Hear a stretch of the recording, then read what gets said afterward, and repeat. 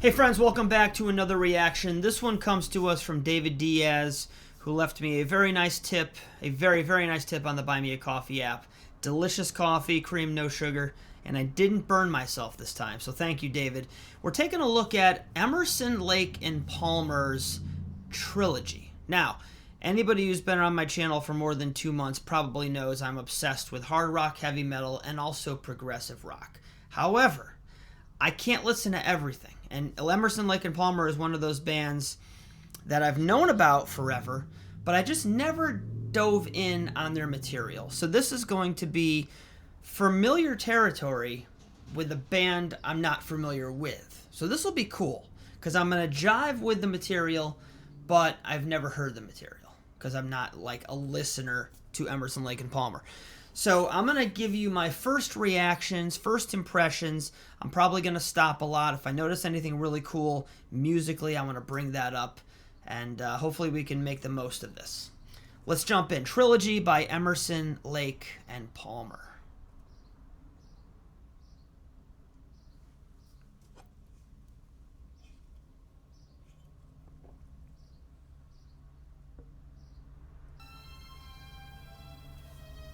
There we go.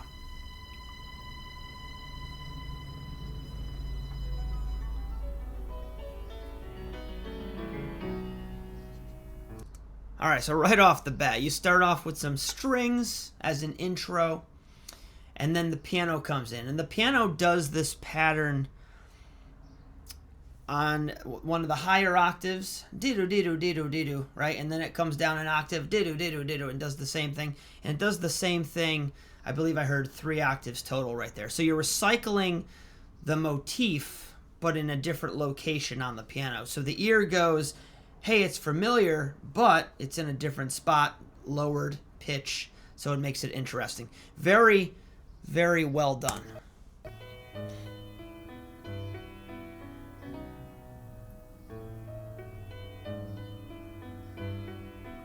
I've tried to mend the love that ended long ago, although we still pretend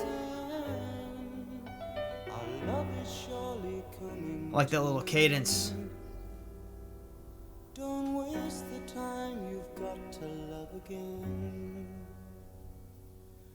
We tried to lie, but you and I know better than to let each other lie. The thought of lying to you makes me cry, counting up the time that's passed us by. So lyrically, obviously, it's about a relationship that ended, some sort of love story. His voice mixes really well with the instrumentation.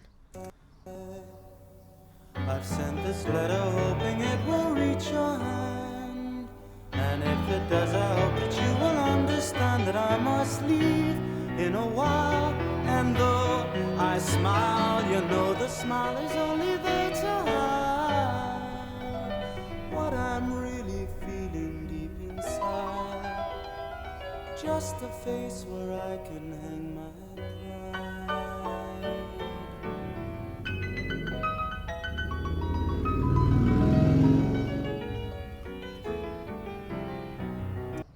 So much going on here with the piano. It's like jazzy but classical with some blues but yet progressive. He's covering like all the bases.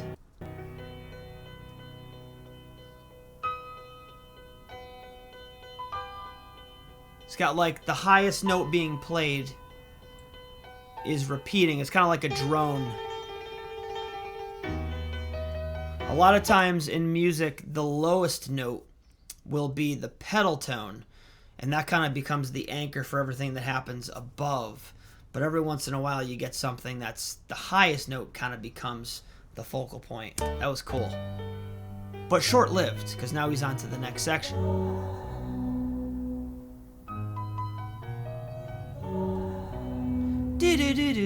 I love that rhythm he's doing.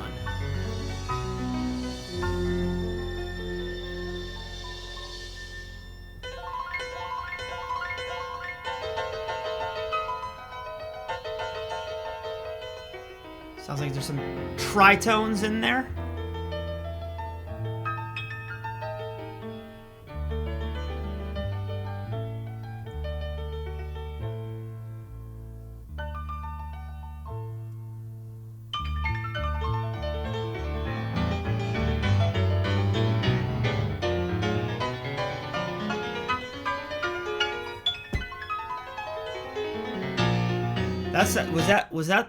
That almost sounded like whole tone-ish in a way, whole tone scale.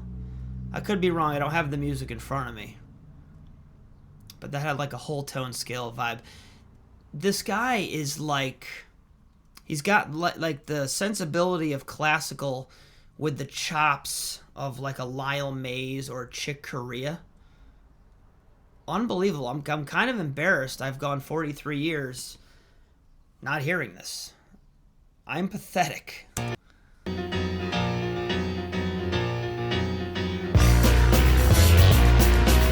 Nice, full band.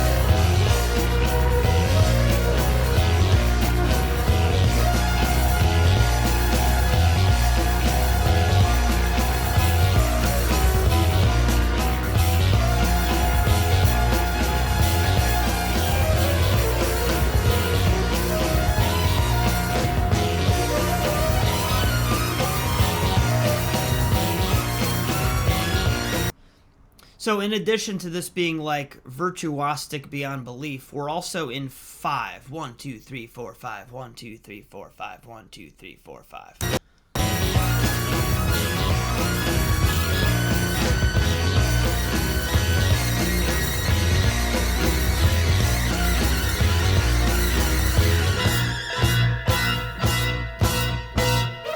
Tritones.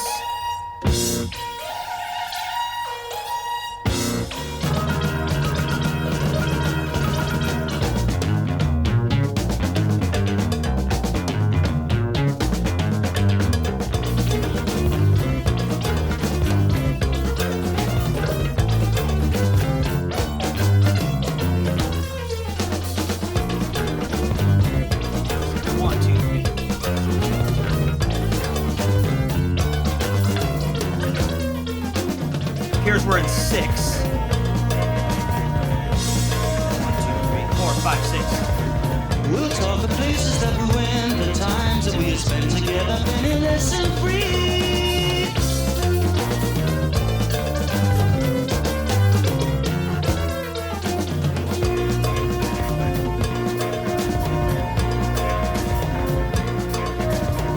You'll see the day another way, and wake up with the sunshine pouring right down where you lay.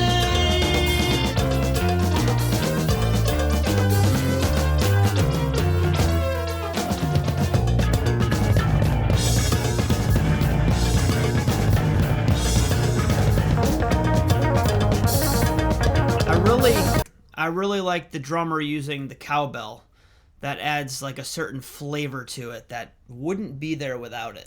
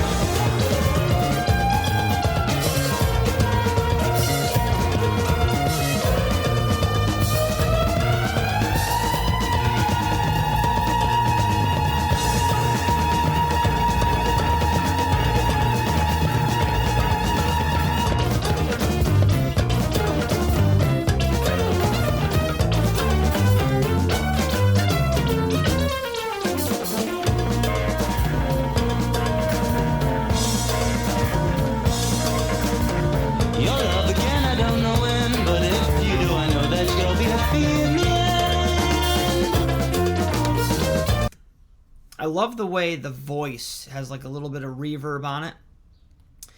Almost Beatles-esque in a way, for me. The sound of the voice in the mix. Good stuff.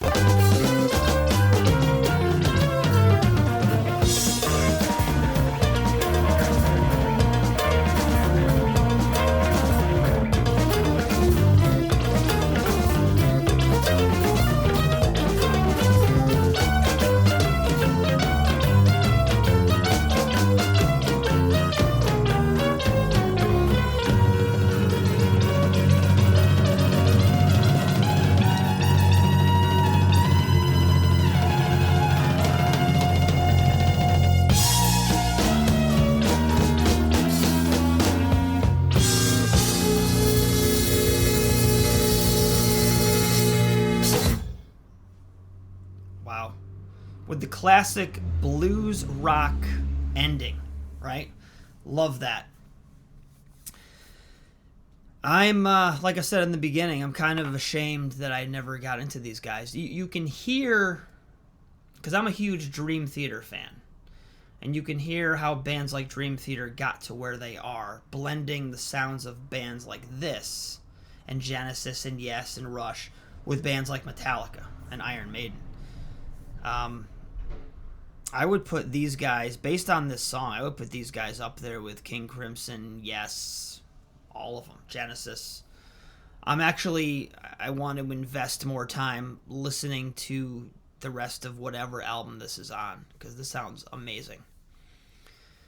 So I hope I did it justice for you, David. Obviously, with the music in front of me and no distractions, I could probably churn out even more music theory, nerd dork concepts. But first impression, first listen, this is what you get. Let me know what your thoughts are, and if there's anything I can do to improve this for you, the viewer, I would be interested in doing that. So please give me your honest feedback, and I hope you enjoyed it. I sure enjoyed it. Trilogy by Emerson, Lake and Palmer. Thank you again, David. Thank you all for watching. We'll see you guys on the next one. Peace.